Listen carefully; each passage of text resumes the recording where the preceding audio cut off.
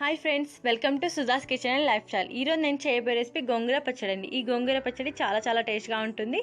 గోంగూర పచ్చడికి కావాల్సిన పదార్థంలో ముందుగా గోంగూర ఆకులండి.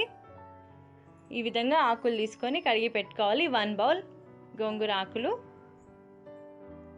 అలాగే మంచినూనె 2 నుంచి 3 టేబుల్ స్పూన్. కాస్త మంచినూనె ఎక్కువ పడుతుంది, ఎందుకంటే మనం పచ్చడి చేసుకుంటున్నాం కాబట్టి. పచ్చిమిరపకాయలు 100 గ్రామ్స్ 100 గ్రాములు.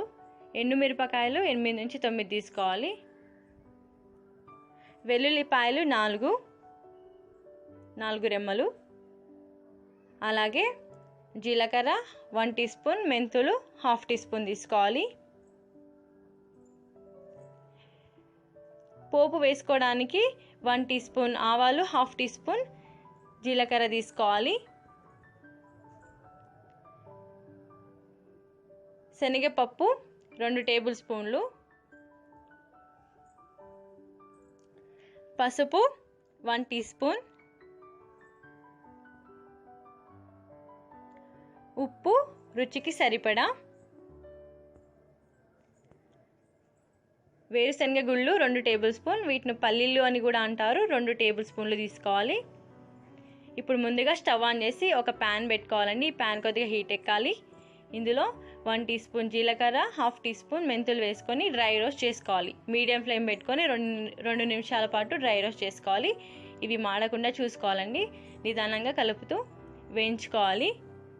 ఇలా 2 నిమిషాలు అయ్యాక ఈ విధంగా కలర్ చేంజ్ అవుతాయి. చూసారు కదా, ఈ విధంగా కలర్ రావాలి. వీటిని ఒక బౌల్లో షిఫ్ట్ చేసుకోవాలి. ఇప్పుడు స్టవ్ ఆఫ్ చేసేసుకుందాం. ఇప్పుడు ఒక గ్రైండింగ్ జార్ తీసుకొని ఇందులో కడిగి పెట్టుకున్న పచ్చిమిరపకాయలు వేసుకోవాలి. అలాగే వేయించి పెట్టుకున్న జీలకర్ర మెంతులు వేసేసుకోవాలి. ఉప్పు తగినంత వేసుకోవాలి. పసుపు 1 టీ స్పూన్, వెల్లుల్లిపాయలు 4 రెమ్మలు వేసుకొని వీటిని గ్రైండ్ చేసుకోవాలండి. మంచిగా మరి స్మూత్ పేస్ట్ కాకుండా కొద్దిగా కోర్స్ పేస్ట్ లాగా చేసుకోవాలి. చూసారు కదా, ఈ విధంగా పేస్ట్ గ్రైండ్ చేసుకోవాలి.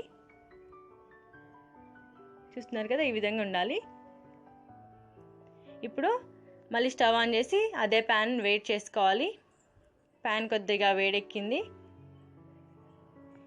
ఇప్పుడు ఇందులో ఆయిల్ వేసుకోవాలి. ఆయిల్ కొద్దిగా ఎక్కువ పడుతుందండి, ఎందుకంటే మనం పచ్చడి చేసుకుంటున్నాం కాబట్టి కొద్దిగా ఆయిల్ ఎక్కువ పడుతుంది. ఈ ఆయిల్ కొద్దిగా హీట్ ఎక్కాలి. ఇందులో పోపు వేసుకుందాం.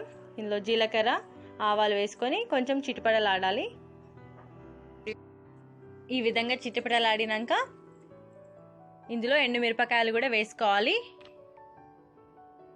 అలాగే ఇందులో 2 టేబుల్ స్పూన్ల వేరుశనగ గుళ్ళు, పల్లీలు కూడా వేసుకొని వేయించుకోవాలి.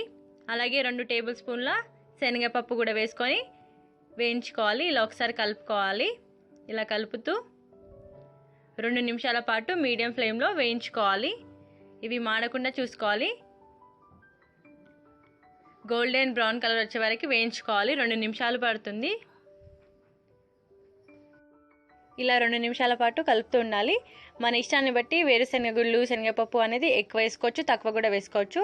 2 నిమిషాలు అయింది. చూసారు కదా, ఈ విధంగా గోల్డెన్ బ్రౌన్ కలర్ వచ్చాయి. ఇప్పుడు ఇందులో ముందుగా మనం గ్రైండ్ చేసి పెట్టుకున్న పచ్చిమిర్చి పేస్ట్ వేసుకోవాలి. అలాగే గోంగూర ఆకులను వేసుకొని 2 నిమిషాలు లిడ్ క్లోజ్ చేసి మగ్గించుకోవాలి. ఇప్పుడు లిడ్ క్లోజ్ చేసి 2 నిమిషాలు లో ఫ్లేమ్ పైన, మంట అనేది చాలా సిమ్లో పెట్టుకొని 2 నిమిషాల పాటు మగ్గించుకోవాలి.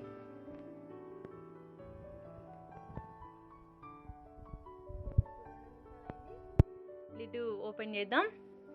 చూసారు కదా, ఈ విధంగా గోంగూర చాలా మంచిగా మగ్గాలి. ఇప్పుడు బాగా కలుపుకోవాలి. మంచిగా ఇలా మంచిగా కలుపుకున్నాక మరొకసారి మూత అనేది క్లోజ్ చేసి లో ఫ్లేమ్ పైన 5 నిమిషాల వరకు ఉడకనివ్వాలి. ఈ గోంగూర మంచిగా ఉడకాలి. ఇప్పుడు 5 నిమిషాలు అయింది. లిడ్ ఓపెన్ చేసాం. చూసారు కదా ఎంత బాగా ఉడికిందో గోంగూర. ఒకసారి బాగా కలుపుకోవాలి. చాలా బాగా ఉడికింది. స్మెల్ కూడా చాలా మంచిగా వస్తుంది. ఇప్పుడు గోంగూర చట్నీ పచ్చడి అనేది రెడీ అయిపోయింది. చూసారు కదండి, ఎంతో ఈజీగా గోంగూర పచ్చడి రెడీ అయిపోయింది. ఇది అన్నంలోకైనా, చపాతీలోకైనా, రోటీలోకైనా చాలా చాలా బాగుంటుంది. ఎంతో ఎమ్మిగా ఉంటుంది. మీకు కనుక నా వీడియో నచ్చినైతే నా వీడియో కింద కనిపిస్తున్న లైక్ బటన్ని క్లిక్ చేయండి. అలాగే నా ఛానల్ని సబ్స్క్రైబ్ చేసుకోండి. ఈ రెసిపీని మీరు కూడా తప్పకుండా ట్రై చేయండి. చాలా టేస్ట్గా ఉంటుంది.